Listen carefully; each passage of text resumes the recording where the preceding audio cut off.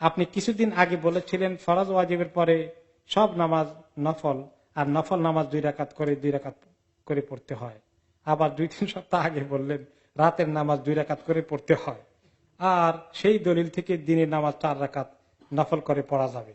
এখন প্রশ্ন, জোহরের প্রথম 4 রাকাত সুন্নত এবং বাদাল জুমা 4 রাকাত সুন্নত, আমি কি 2 রাকাত করে পড়বো না 4 রাকাত করেই পড়তে হবে? ওকে।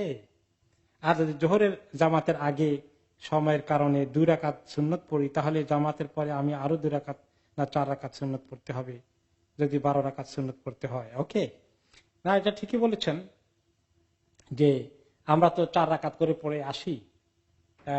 সুন্নত 4 রাকাতের কথা হাদিসে আসে, আর 12 রাকাত আসছে।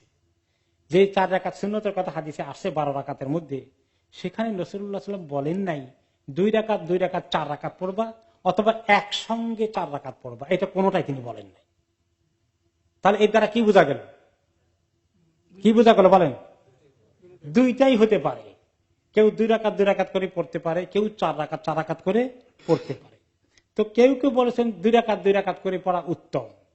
কেন? অনেকে বলছেন, কোন কোন হাদিসে এসছে যে নবী করিম সাল্লাল্লাহু আলাইহি ওয়াসাল্লাম নিজে 2 রাকাত 2 রাকাত করে পড়েছেন বলে কোন হাদিসে পাওয়া গেছে। আবার এই হিসাবে এটা উত্তম হয়। এগুলো ফোকায় যখন আপনি সবগুলো হাদিসকে সামনে নিয়ে পড়বেন, তখন অনেক মতামত আসে। তো এরপরে এই জন্য কেউ 2 রাকাত 2 রাকাত 4 রাকাত আলাদা করে মাঝখানে সালাম ফিরাইয়া এইভাবে 4 রাকাতের পক্ষে উত্তম বলে মতামত দিয়েছেন, এটা ঠিক, যেটা আমি হয়তো আগে বলেছি। কিন্তু এরপরে দেখলাম যে অনেক যখন আরো হাদিসগুলো সামনে নিয়ে লেখাপড়া করেন, তো কোন কোন ফকির মতামত দেখতে পেলাম, যেটা আমি আগে আমার পড়ার সুযোগ হয়নি। তারা এটা নিয়ে এসেছেন যে একটা হাদিস হলো রাতের নামাজগুলো 2 রাকাত 2 রাকাত করে পড়তে হয়।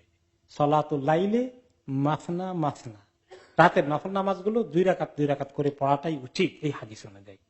তো এখান থেকে দলিল নিয়ে কোন কোন ফকির বলেছেন যে যেহেতু রাতের নামাজ মাত্র 2 রাকাত করেই পড়া, তাহলে দিনেরটা 4 রাকাত করে পড়া যায়, এটার তরিকা পাওয়া গেল। এবং তার ভিত্তিতে আরেক কদম বেড়ে গিয়ে কোন কোন ফকির বলেছেন রাতের বেলায় 2 রাকাত 2 রাকাত করে পড়াটা উত্তম, আর দিনের বেলা 4 রাকাত করে, যেখানে 4 রাকাতের কথা আছে সেই 4 রাকাত একসঙ্গে পড়াটাই উত্তম। তো ফোকাহাদের এইরকম যুক্তিগুলো যে এসেছে, এগুলো যেটা আপনার কাছে উত্তম মনে হয় আপনি আমল করতে পারেন, অসুবিধা নাই। এটা আদার ওয়ে করলে একেবারে বড় কোনো ইস্যু হয়ে গেল তা না। Take it easy.